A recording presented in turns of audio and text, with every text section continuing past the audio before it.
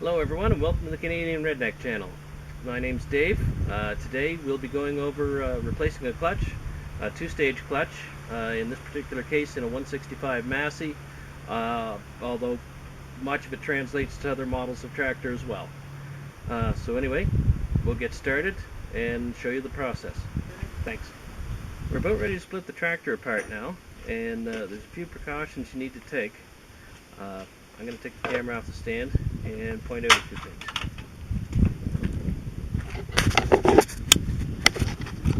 Have to make sure that the tractor is going to be stable when you split it apart. So one thing is to make sure the front axle is chocked and stable so that the front half of the tractor won't rock sideways on you. We have chocked the hind wheels so the hind end won't try to roll. So we got jack under the front and back half. We are using a floor jack or rolling jack on the front half, and because we're on an asphalt pad instead of cement, we have a piece of plywood down to help support the weight of the engine, so the jack doesn't crush into the ground, so that the jack will roll. So like I said, block on the front axle on each side to keep that from rocking, and we have our weight supported on both halves. And when we get things slid apart, we'll get some more wood blocking underneath there to hold everything up, make sure everything is stable.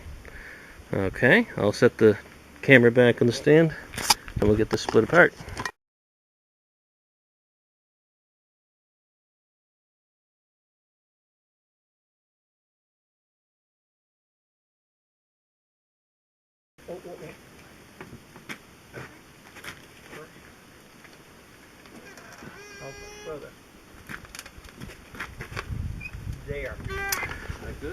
Before we take these two-stage clutches apart on the Massey, another thing you have to do is thread a bolt in through. There's 3 holes.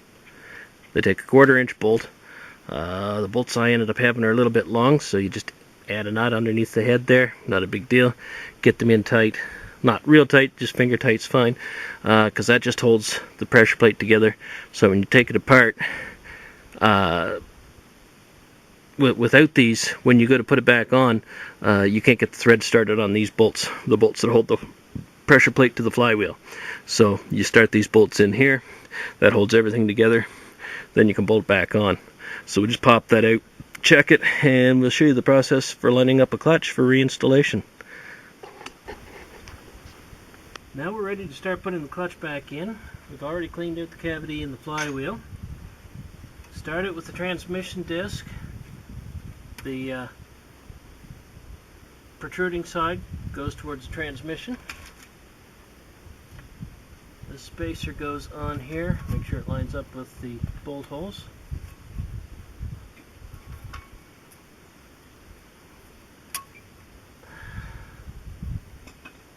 And then the flywheel.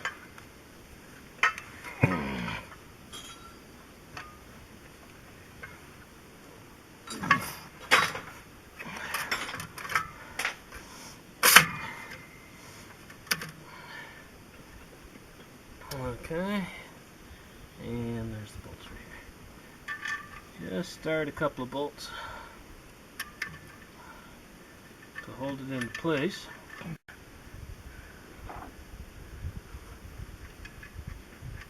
you go. Got a couple started in there, so then I'm going to fall out on you. Then you need your lining shaft. There we are. Make sure you get it through the transmission disc, into the pilot bearing, and your secondary shaft into the PTO clutch. Then you can put the rest of your bolts in and tighten them down. When you tighten the bolts, tighten them in stages. Work your way around so it doesn't make any kind of a pry on the pressure plate or the discs.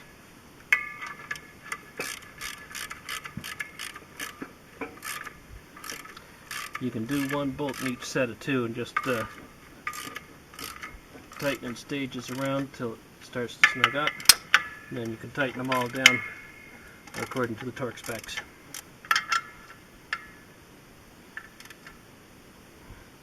Once you have them snugged around, you can take your pilot shaft out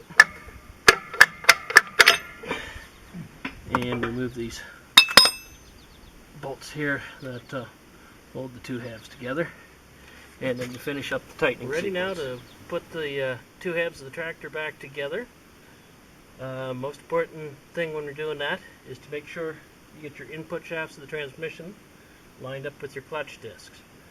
We'll slide it together here.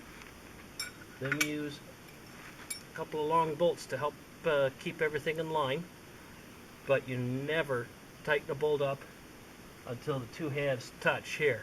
That'll just cause damage. That's why we had to replace that clutch disc in the first place. So like I said, we use a couple of long bolts like this just for dowels to help keep things in line. We'll roll these halves together here and show the process.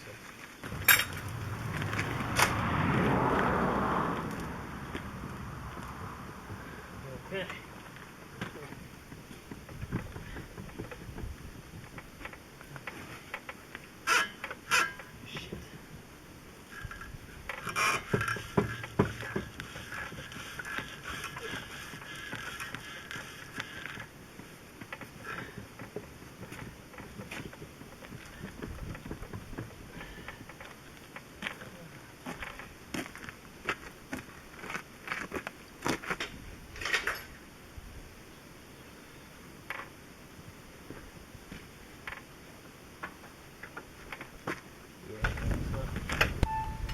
We are now ready for the final step in replacing the clutch, and that is setting the clutch pedal linkage.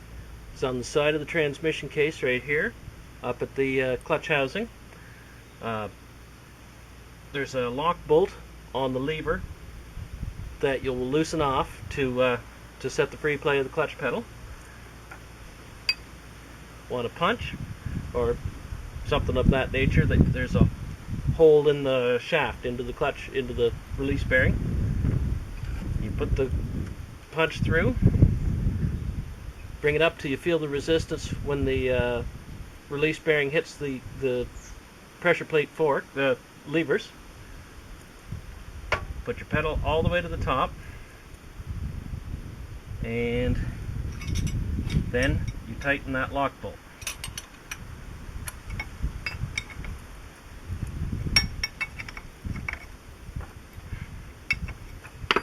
Go.